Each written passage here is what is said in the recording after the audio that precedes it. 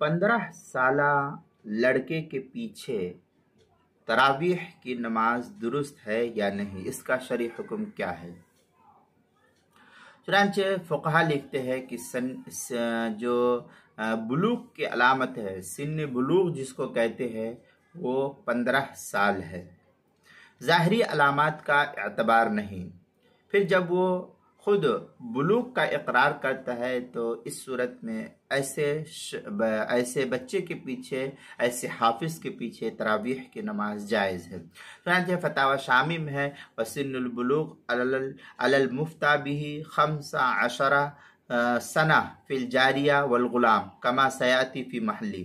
اس طریقے کی عبارت جو ہے فتاوی شامی کی پہلی جلد صفحہ 168 پر نقل کیا گیا ہے۔ لہذا اگر کوئی حافظ 15 سال کا ہو گیا، اب اس کے پیچھے لوگ تراویح پڑھتے ہیں تو تراویح پڑھنا اس کے لیے جائز ہے۔